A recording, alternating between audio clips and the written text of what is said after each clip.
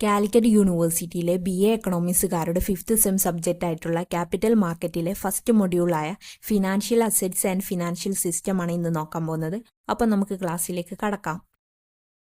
ആദ്യം അസറ്റ്സ് എന്താണെന്ന് നോക്കാം. ഇൻകം അല്ലെങ്കിൽ ബെനിഫിറ്റ് നൽകാൻ കഴിയുന്ന എക്കണോമിക് വാല്യൂ ഉള്ളവയെ അസറ്റ്സ് എന്ന് സിമ്പിളായിട്ട് പറയാം. എന്ന് വെച്ചാൽ ഗോൾഡ്, ബിൽഡിംഗ്, ലാൻഡ് ഇവയൊക്കെ അസറ്റ്സ് ആണ്. അതായത് നമുക്ക് ഇൻകം അല്ലെങ്കിൽ ബെനിഫിറ്റ് നൽകുന്ന എക്കണോമിക് വാല്യൂ ഉള്ളവയാണ്. അതായത് ഫ്യൂച്ചറിൽ ക്യാഷ് ഫ്ലോസ് ക്രിയേറ്റ് ചെയ്യാൻ കഴിയുന്ന എക്കണോമിക് വാല്യൂ ഉള്ളവയെയാണ് അസറ്റ്സ് എന്ന് പറയുന്നത്. Financial security like share, debenture, bond, അതുപോലെ മെഷീനറി, പാറ്റൻസ് തുടങ്ങിയവ എല്ലാം അസറ്റ്സിന് എക്സാമ്പിളാണ്. അടുത്തത് ഫിനാൻഷ്യൽ അസറ്റ്സ് എന്താണെന്ന് നോക്കാം. ഒരാൾക്ക്, അതായത് ഓണറിന് കോൺട്രാക്ച്വൽ ക്ലെയിമിന്റെ അടിസ്ഥാനത്തിൽ ഫ്യൂച്ചറിൽ വരുമാനം ലഭിക്കാൻ കഴിയുന്ന അസറ്റ്സ് ആണ് ഫിനാൻഷ്യൽ അസറ്റ്സ് എന്ന് പറയുന്നത്. ഇപ്പോൾ ഒരു എക്സാമ്പിൾ വെച്ച് നോക്കുകയാണെങ്കിൽ ഷെയറിന്റെ റിട്ടേൺ ഡിവിഡൻഡ് ആണ്. ഈ ഡിവിഡൻഡ് ഓണറിന് ലഭിക്കുന്നതിന് ഒരു അവകാശം നൽകുന്നു, അതായത് ഒരു ലീഗൽ റൈറ്റ് നൽകുന്നു. ഇത്തരത്തിലുള്ള അസറ്റ്സിനെയാണ് ഫിനാൻഷ്യൽ അസറ്റ്സ് എന്ന് പറയുന്നത്. Stocks, bonds, bank deposits, treasury bills, commercial paper, loans തുടങ്ങിയവ എല്ലാം ഫിനാൻഷ്യൽ അസറ്റ്സിന് എക്സാമ്പിൾസ് ആണ്. ഇനി ഒരു ഫിനാൻഷ്യൽ അസറ്റ് ക്വാളിഫൈ ചെയ്യുന്നതിന് വേണ്ടിയിട്ട് 3 കണ്ടീഷൻസ് ആണുള്ളത്.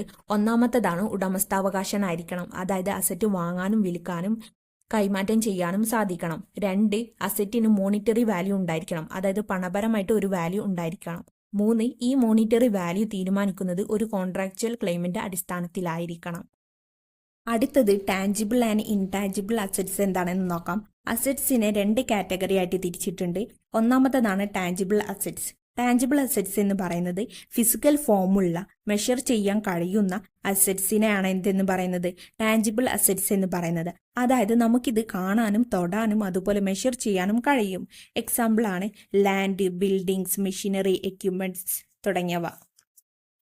ടാഞ്ചിബിൾ അസറ്റ്സിനെ 2ആയി തിരിച്ചിട്ടുണ്ട്. ഒന്നാമത്തേതാണ് കറന്റ് അസറ്റ്സ്. ഒരു വർഷത്തിനുള്ളിൽ എളുപ്പത്തിൽ ക്യാഷ് ആയി കൺവേർട്ട് ചെയ്യാൻ കഴിയുന്ന അസറ്റ്സിനെയാണ് കറന്റ് അസറ്റ്സ് എന്ന് പറയുന്നത്. ഇത് ഫിക്സ്ഡ് അസറ്റ്സിനേക്കാൾ മോർ ലിക്വിഡ് ആണ്. ക്യാഷ്, ഇൻവെന്ററി, അക്കൗണ്ട്സ് റിസീവബിൾ തുടങ്ങിയവ കറന്റ് അസറ്റ്സിന് എക്സാമ്പിൾസ് ആണ്. രണ്ടാമത്തേതാണ് ഫിക്സ്ഡ് അസറ്റ്സ്. ഒരു വർഷത്തിനുള്ളിൽ ക്യാഷ് ആയി കൺവേർട്ട് ചെയ്യാൻ കഴിയാത്ത ലോങ് ടൈം അസറ്റ്സിനെയാണ് ഫിക്സ്ഡ് അസറ്റ്സ് എന്ന് പറയുന്നത്. ബിൽഡിങ്സ്, ലാൻഡ്സ്, എക്യുപ്മെന്റ്സ് തുടങ്ങിയവ ഇതിന് എക്സാമ്പിൾസ് ആണ്. ഇനി അടുത്തതാണ് ഇൻടാഞ്ചിബിൾ അസറ്റ്സ്. ഫിസിക്കൽ ഫോമില്ലാത്ത, നമുക്ക് കാണാനോ ടച്ച് ചെയ്യാനോ കഴിയാത്ത നോൺ ഫിസിക്കൽ അസറ്റ്സിനെയാണ് ഇൻടാഞ്ചിബിൾ അസറ്റ്സ് എന്ന് പറയുന്നത്. ഫ്രാഞ്ചൈസസ്, copyright, good will, reputation, internet domain തുടങ്ങിയവ എല്ലാം ഇൻടാഞ്ചിബിൾ അസറ്റ്സിന് എക്സാമ്പിൾസ് ആണ്. ഫ്രാഞ്ചൈസസ് എന്ന് പറയുന്നത് ഒരു പോപ്പുലർ ആയിട്ടുള്ള കമ്പനിയുടെ ലോഗോ, അതുപോലെ അവരുടെ business methods, goods and services എന്നിവ യൂസ് ചെയ്യാനുള്ള ഒരു ലീഗൽ റൈറ്റ് ആണ്. പിന്നെ ഇന്റർനെറ്റ് ഡൊമൈൻ എന്ന് പറയുന്നത് ഓൺലൈനിലെ വെബ്സൈറ്റിന്റെ അഡ്രസ്സാണ്. ഇൻടാഞ്ചിബിൾ അസറ്റ്സിനെ 2ആയിട്ട് തിരിച്ചിട്ടുണ്ട്. അതിൽ ഒന്നാമത്തേതാണ് ലിമിറ്റഡ് ലൈഫ് ഇൻടാഞ്ചിബിൾ അസറ്റ്സ്. ഒരു ഫിക്സ്ഡ് ടൈമിന് ശേഷം അസറ്റ്സ് ഇല്ലാതാവുന്നതാണ്. അതായത് അസറ്റ്സിൽ നിന്ന് ലഭിക്കുന്ന ഇൻകം അല്ലെങ്കിൽ ബെനിഫിറ്റ് സ്റ്റോപ്പ് ആകുന്നതാണിത്. അതിന് എക്സാമ്പിൾസ് ആണ് പാറ്റൻസ് ആൻഡ് കോപ്പിറൈറ്റ്. രണ്ടാമത്തേതാണ് അൺലിമിറ്റഡ് ലൈഫ് ഇൻടാഞ്ചിബിൾ അസറ്റ്സ്. ഇതിന് സമയപരിധിയില്ല, അതായത് ഒരു ബിസിനസ് നിലനിൽക്കുന്നിടത്തോളം കാലം ഇത് എക്കണോമിക് ബെനിഫിറ്റ് നൽകിക്കൊണ്ടേയിരിക്കും. അതിന് എക്സാമ്പിളാണ് ട്രേഡ് മാർക്സ്. ഇനി അടുത്തത് ടാഞ്ചിബിൾ ആൻഡ് ഇൻടാഞ്ചിബിൾ അസറ്റ്സിന്റെ ഡിഫറൻസ് നോക്കാം. ടാഞ്ചിബിൾ അസറ്റ്സ് എന്ന് പറയുന്നത് ഫിസിക്കൽ അസറ്റ്സ് ആണ്. ഇൻടാഞ്ചിബിൾ അസറ്റ്സ് എന്ന് പറയുന്നത് നോൺ ഫിസിക്കൽ അസറ്റ്സ് ആണ്. അതായത് നമുക്ക് കാണാനോ ടച്ച് ചെയ്യാനോ ഒന്നും സാധിക്കില്ല. രണ്ടാമത്തത് ടാഞ്ചിബിൾ അസറ്റ്സ് ഡിപ്രിസിയേറ്റഡ് ആണ്. ഇൻടാഞ്ചിബിൾ അസറ്റ്സ് അമോർട്ടൈസ്ഡ് ആണ്.